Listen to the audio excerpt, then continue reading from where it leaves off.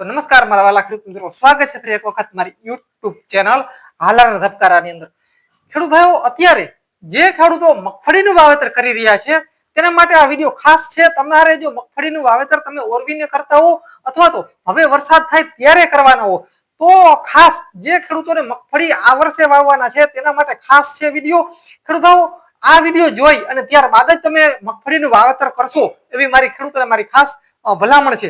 હવે ખેડૂત ભાઈઓ, અત્યારે હાલની અંદર જે ખેડૂતોએ મગફળી જે છે ઓરવીને જે વાવેતર કરેલું છે તેની અંદર એક મોટામાં મોટો ઇસ્યુ આવી રહ્યો છે કે ઉગાવો બરાબર આવતો નથી, ઉગાવો નબળો આવી રહ્યો છે। હવે તેના પાછળનું એક મોટું કારણ છે કે ગયા વર્ષે જે મગફળી આપણે જે પલળી ગઈ છે, જે બિયારો જે પલળી ગયો છે, જે મગફળી પલળી ગઈ છે, જેને લીધે આ અત્યારે હાલની અંદર આ ઇસ્યુ આવી રહ્યો છે અને આગળના સમયમાં પણ આપણે જ્યારે વાવશું ત્યારે પણ આ ઇસ્યુ આવશે। એનું કારણ છે કે ગયા વર્ષે જે માવઠું પડ્યું, આપણે જે મગફળી ઉપર જે માવઠું પડ્યું એ બી ક્યાંક ને ક્યાંક તપેલું આવી શકે છે અને મગફળી જે છે તે તપેલી આવી શકે છે। આપણે ઓમ કમ્પ્લીટ લાગતી હોય, જે કંપની વાળા જે ખરીદવા વાળા હોય એને પણ કમ્પ્લીટ લાગતી હોય, પણ ઉપરથી જે ઉપર જે આપણે તાલપત્રી વગેરે જે ઢાંકી દીધું, જે ટૂંકમાં આપણે ભલે આપણી મગફળી પલળેલી નથી છતાં પણ જે આપણે પ્રોબ્લેમ આવ્યો હતો જે વરસાદનો, જેના લીધે ખેડૂતોએ જે ભેજવાળી મગફળી કાઢી અને સીધી ડાયરેક્ટ ઢાંકી દીધું, બરોબર છે, ઉપર ઢાંકી દીધું, જેને લીધે મગફળી તપી જતી હોય છે। હવે જે મગફળી પલળી ભલે ન હોય પણ તપી ગયેલી મગફળી હોય તે બરાબર ઉગશે નહીં। હવે તેના માટે ખેડૂતોએ શું કરવું? ખેડૂતોને મારી ખાસ ભલામણ છે કે તમે તમારું જે બિયારણ જે તમે લાવ્યા છો તે 10 થી 15 20 જે દાણા તમે ગણી અને વ્યવસ્થિત ગમે ત્યાં તમે કુંડું હોય, આપણે તુલસીનો કુંડો હોય કે ગમે એમાં તમે વાવી દો અને ગણીને વાવવા। એ ખાસ યાદ રાખવાનું કે 15 તો 15 કે 10 તો 10, તો એવી રીતના ગણી અને વાવી દો। 2 થી 3 દિવસની અંદર તમને ખબર પડી જશે કે તેનું જર્મિનેશન કેવું આવ્યું છે। અથવા બીજી એક પદ્ધતિ એક એ છે કે કોથળો જે આપણે હોય સણનો, તેની અંદર મિત્રો તમારે કોથળો પલાળી અને તેની અંદર ગણી અને 15 બી અથવા તો 10 બી અથવા તો 12 બી વ્યવસ્થિત ગણી અને તમારે તેની અંદર નાખી દેવાના। તો 2 થી 3 દિવસની અંદર તેનું જર્મિનેશન આવી જશે, એટલે કે ઉગાવો અંકુરણ કેટલા ઉગ્યા છે તે ચેક કરી અને ત્યારબાદ જ ખેડૂતોને મારી ભલામણ છે કે ત્યારબાદ જ વાવવી। કેમ કે આ વર્ષે આમાં ખેડૂતો બહુ મોટો ભોગ બને એવી શક્યતા છે કે એનું કારણ છે કે મૂંગા ભાવના બી આપણા જશે અને ઉપરથી ખેડૂત ભાઈઓ આપણે જે વાવણીનો ખર્ચો જે છે તે ખર્ચો તો ઠીક, આ તડકાની અંદર આપણે વાવવું અત્યારે એ ખરેખર એક બહુ મોટો પ્રોબ્લેમ આવી રહ્યો છે ખેડૂતોને। એટલે ખેડૂતોને ખાસ મારી ભલામણ છે કે વ્યવસ્થિત જર્મિનેશન શરૂઆતમાં પેલા કરી અને ત્યારબાદ જ વાવેતર કરશો।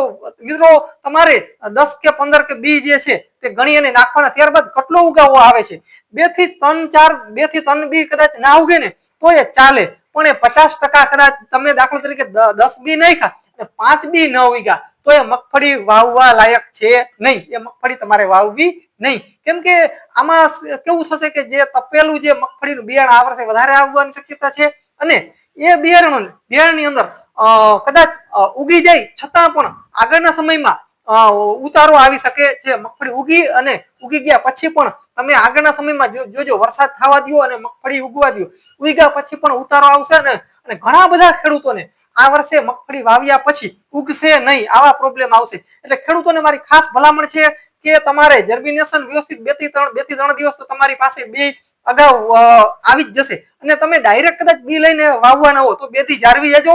વ્યવસ્થિત તમે તમારું જે બી જે છે તે વ્યવસ્થિત રાખી તેની જર્મિનેશન કરી કોથળામાં અથવા તો તુલસીના કિયારામાં, ત્યારબાદ ચેકિંગ કરી અને ત્યારબાદ જ વાવજો, બાકી નકર તમારી મહેનત બધી આ વર્ષમાં જશે।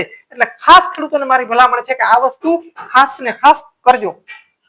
બીજું ખાસ ખેડૂત ભાઈઓ, તમે કોઈ પણ પેકિંગનું બિયારણ લ્યો, તમે કપાસ લ્યો, મગ લ્યો, તુવેર લ્યો કે એરંડા લ્યો, તેની અંદર એક્સપાયરી ડેટ ખાસ ચેક કરીને વાવશો। એક્સપાયરી ડેટ મેં ગયા વર્ષે પણ ખેડૂતોને કીધેલું હતું કે એક્સપાયરી ડેટ ખાસ ચેક કરી લેવી, ત્યારબાદ જ તમારે તેનું વાવેતર કરવું। કેમ કે અમુક જે છે તે જે ડ્યુ ડેટનું જે આવી જાય તો પણ તે બિયારણ બરાબર ઉગતું નથી। એટલે ખેડૂતોને મારી ખાસ ભલામણ છે કે આ બે વસ્તુ ખેડૂતોએ આવનારા ચોમાસામાં ખાસ વ્યવસ્થિત ચેક કરી અને ત્યારબાદ જ વાવેતર કરવું એવી ખેડૂતોને મારી ખાસ ભલામણ છે। કેમ કે આપણે આ મોંઘા ભાવના બી જે છે તે વાવી અને પછી ઉગાવો બરોબર ન આવે, ઘણા ખેડૂતોને અત્યારે હાલની અંદર ઓરવીને જે ખેડૂતોએ જે વાવેતર કર્યું છે તે પછી ગિરનાર 4 હોય કે કોઈ પણ મગફળી હોય તેની અંદર આ ઇસ્યુ હાલની અંદર ચાલી રહ્યો છે અને ખેડૂતોને ડબલ વાવેતર કરવું પડે એમ છે. એટલે એવું ન થાય એટલા માટે ખાસ ખેડૂતોને મારી ભલામણ છે કે કોઈ પણ ખેડૂત હોય તમે કદાચ તમારે ગમે એટલું બિયારણ હોય તમે વાવી અને ગણી અને વાવી અને ત્યારબાદ જ ભલે 2 દી મોડું તમારે વાવેતર થાય